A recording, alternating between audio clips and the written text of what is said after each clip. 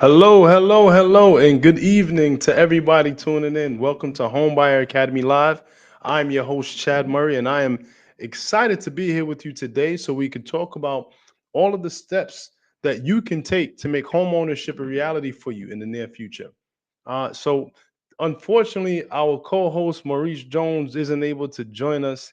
He's out doing daddy duties, but he sends his love. So today, what we want to do is again take a moment. I don't know about you. Today is a heck of a day, fam. What a day. I ain't forget that. Right, babe? My wife would tell you today was one heck of a day. But anyway, we're blessed, we're here. So let's just take a moment to really just get grounded and get connected to this moment. And how I like to do that is to take a moment in gratitude. So, if you can, just in the chat, just leave one thing that you're grateful for today. So that as we get started, we get connected to what's possible. We start off our moment with gratitude. Uh, and for me, whew, I am grateful for forgiveness. Yeah.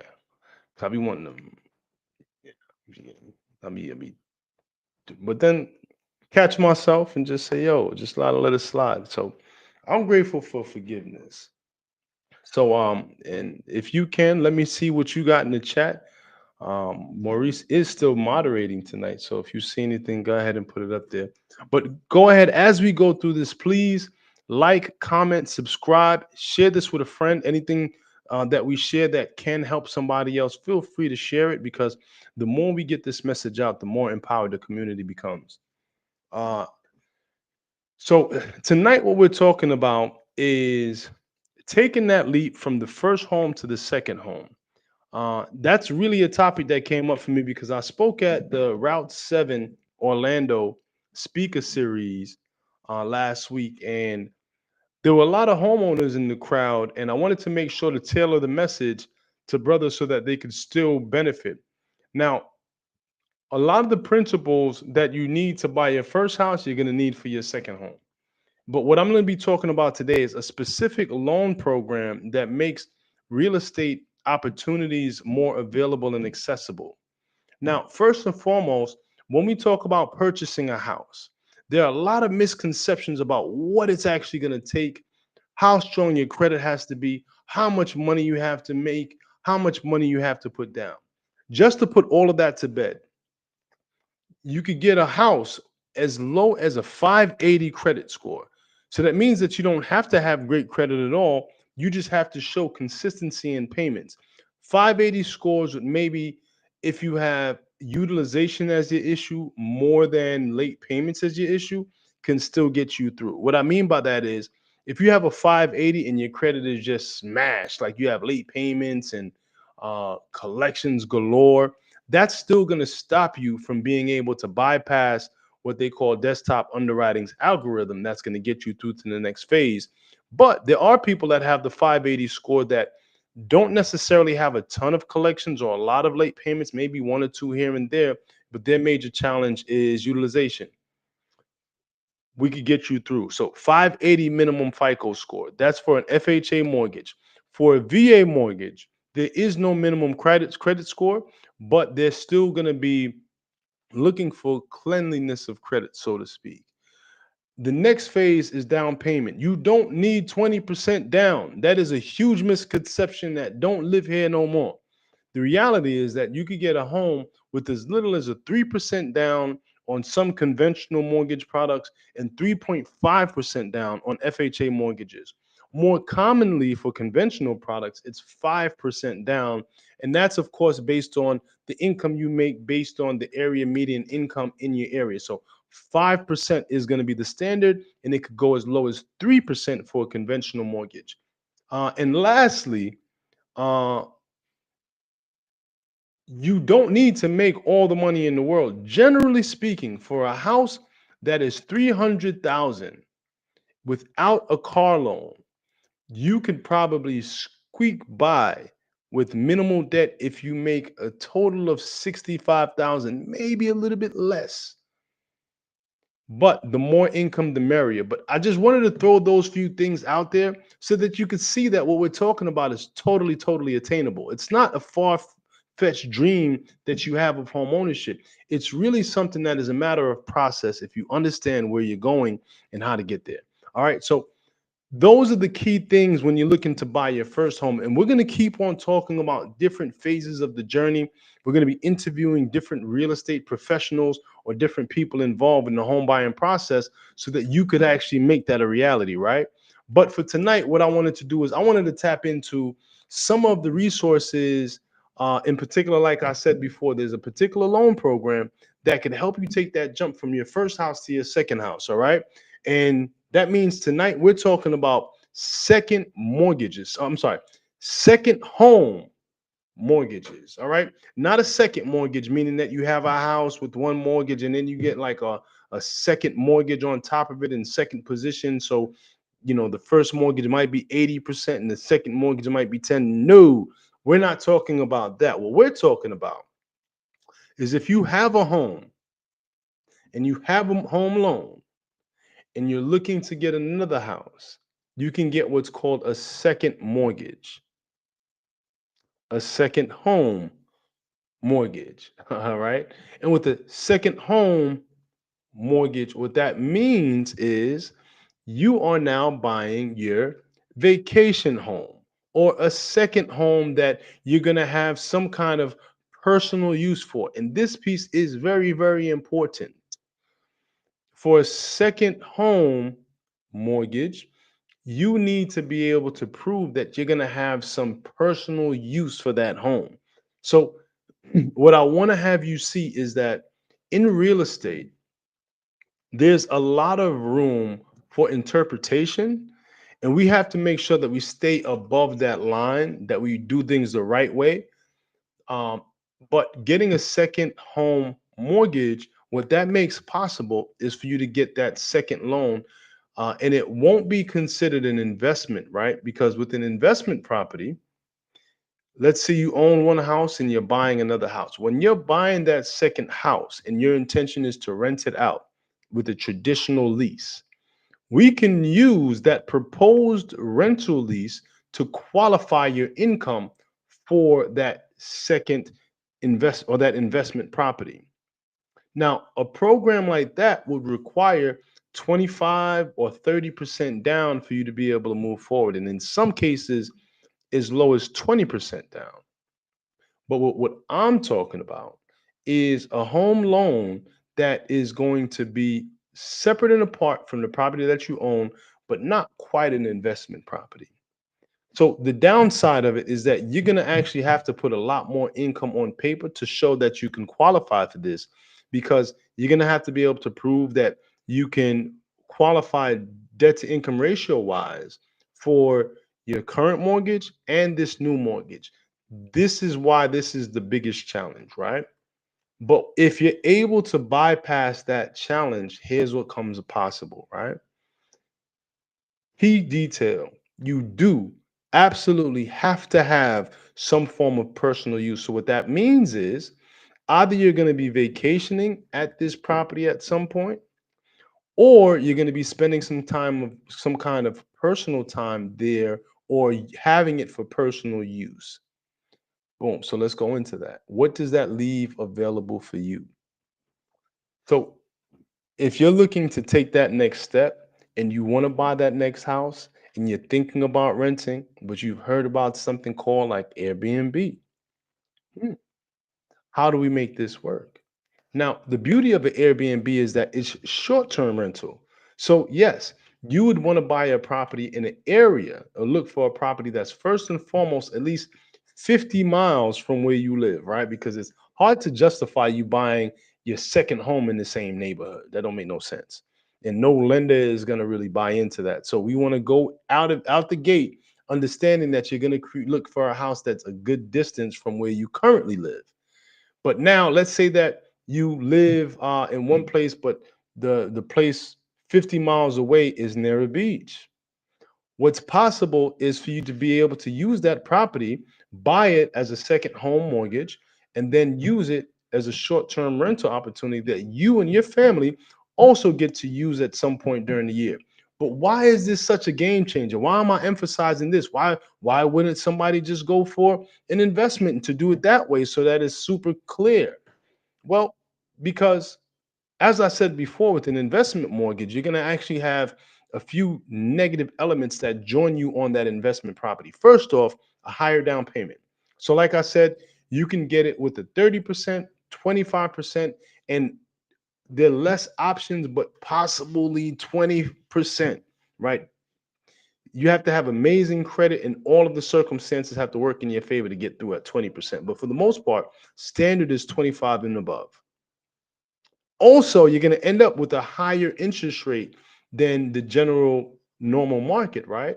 But when you're buying a second home mortgage, what you'll be able to do is get an interest rate that's probably going to be less than a half to a whole percentage point higher than what your traditional mortgage would be. So the variance isn't that huge. You're not going to be paying that much more in interest compared to um, what you're going to be paying for your home.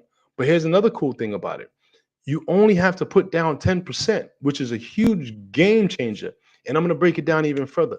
You're only putting down 10%. So let's look at these numbers, right?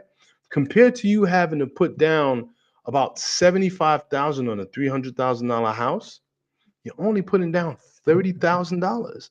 So that's less than half of that amount for you to get into the game of buying your second home. Now, not only that, but with the second home mortgage, there's no PMI. So you won't be paying mortgage insurance either. So you're going to be in a position that now you're putting down 10%. Now, if you were to do that on a if you were to do that on a FHA or even a conventional mortgage, you'd have to pay mortgage insurance, right? In this case, you don't. In addition to that, the interest rate being lower, lower down payment, no mortgage insurance, it gives you an opportunity to actually now get into an investment space. Now, again, you do have to keep this property for personal use to a degree, but personal use is flexible. So, first off, let's look at short term rental markets. Now, the short term rental market is still very hot. As a matter of fact, there has just been a shift in how people vacation. Hotels aren't just a matter of fact anymore. This is a whole new lifestyle that I can't foresee changing just because it makes so much more sense and it gives so much more options in terms of how you could navigate your vacation or your staycation or your getaway. So, with that being said, it is a very strong market. And oftentimes you're able to get 1.5 times to 2 times market rent with shorter occupancy timeframes on vacation rentals to be able to go ahead and get into the Airbnb or Verbo or just that short-term rental market. And when we say short-term rental, those are just a few options. I actually have a cousin, she's brilliant, and she actually rents out uh, her place to stewardesses and pilots near airports, right? So now as they come in, they come through to her crash pad. And that's a short-term rental possibility that you can do with a second home mortgage. So really what I want to emphasize tonight is there's a big mystique around the first house, but an even bigger one around the second house. With the second house, people have been totally and thoroughly convinced that you have to put down 25% down or there's no party. It's not true. This is a nice little loophole that gives you an opportunity to get into a very good entryway to uh, becoming a landlord. Because when you actually go and you rent out a house to a tenant, if you're not really versed in screening tenants and understanding what to look for and understanding what are the pros and the cons and how to go about doing that, you could end up renting your house to somebody that could be a total and absolute nightmare. With the short-term rental game, of course, you've heard some of the nightmares that comes with that game. You know, people throwing parties and things getting wild, and that can happen. By all means, it can happen. I've actually owned a Airbnb, and it was a good experience for about 3 years until we actually sold that property. And the truth of the matter is, at a point, if you decide that, you know what, um, I want to be able to get into an investment that's going to be low maintenance, hands free, passive. This is a fairly passive investment. Now, you can choose to manage an Airbnb by yourself. And that could be like a whole nother job. There's nothing passive about that. But you can hire a management company and they charge generally anywhere from 15 to 20% on an Airbnb. But again, keep in mind, if you're making uh, 1.5 to 2 times the area rent for Airbnb, it makes sense to make that investment so that you buy yourself the peace of mind. Because with that 20%, you're not cleaning up. You're not worrying about booking anybody. You're not worrying about your phone going off all hours of the night because people are hitting you up on the Airbnb app. So that's something to consider when you're trying to make that transition from having that first house to a second. The beauty of it is that you don't have to be in a position that you got to give up so much money to get started. 10% is definitely a strong amount to be able to invest. But comparing that to 25% or more, it really allows you to be able to step into real estate investing in a lot more of a better leveraged way. And I want to be very careful when I say real estate investing because, yes, Airbnb is a form of investing. It definitely is. But it still allows you to live within that nuance of personal use. And you only need about 15 to 20 days of personal use. So that means that you could use that for vacation time. You could use that to have a meeting in the house. You could use those days in different ways. Even you could even use it for storage. And if you were to use, let's say, the garage for storage, that counts, right? So you want to just put it in a position that you cover yourself. Now, a lot of the times, banks aren't messing with you if you make your payments and you do the right thing generally. But you still want to make sure that you start with the plan so that you could follow through with what the law says and what it's supposed to be. And law is a rough word, but still, you want to do the right thing so that you don't put yourself in hot water. Like, I wouldn't recommend getting a second home mortgage to now turn around and do a 2 year lease because there's no getting around that. You signed a 2 year lease. The lease is on paper. It is what it is. You're not going to be living there at any point. No way, no shade, no form. So this is a great win-win if you're looking to graduate into owning multiple properties without you having to carry the whole burden by yourself. So that's just one thing I wanted to share tonight because I do think it is so valuable for us to understand what it takes to get into the first house. But I also want you to keep your eye on the prize in the second and the third and the fourth house. Because the more you're able to build and the more you're able to do it in a way that fits your lifestyle and fits your finances, the better. Because the last thing you want to do is to buy a house that you end up foreclosing on. Because then you've actually gone up to go even further down than you've started, right? Because then you would have lost your investment, you lose your credit, and now you lose your money. So now that's like a triple swing and miss. It's like striking out with one pitch. But if you do it in a way where first and foremost, any kind of avenue, you want to do your due diligence, whether that's buying your first house, your second, first apartment building, or anything else like that. Take your time to do your due diligence. And one great website for you to research the Airbnb or the short-term rental market is called AirDNA.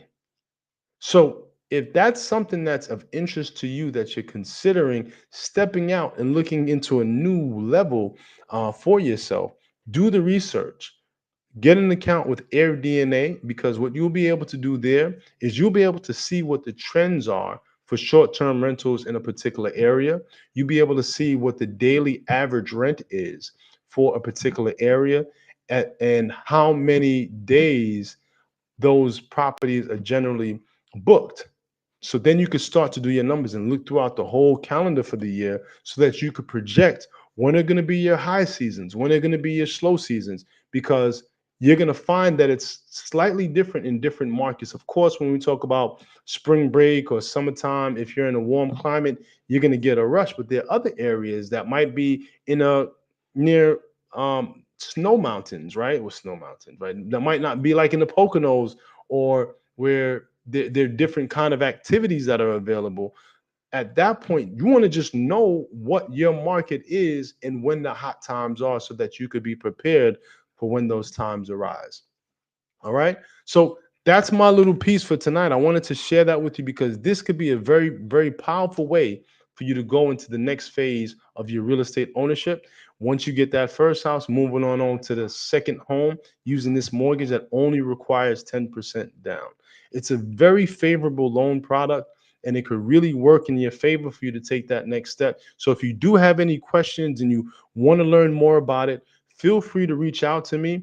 You can go to www.chadthelender.com and schedule an appointment. Schedule a 30-minute consultation, and we'll go through all of the details to make sure that you're able to move forward in an empowered way. If you have any questions, or you like anything that I've said, or you disagree with anything that I've said, go ahead and leave it in the comments. Go ahead and leave it in the comments, and I'll definitely reply back, and we'll go ahead and discuss the matter even further. But I hope that this serves you. I hope that you understand that this isn't something that's beyond you or above you. It's something that you can do with proper planning and preparation. So I pray that you do get there in due time. All right. So, guys, thank you so much for tuning in tonight. It's my pleasure and honor to be able to serve, and I'll catch you on the other side.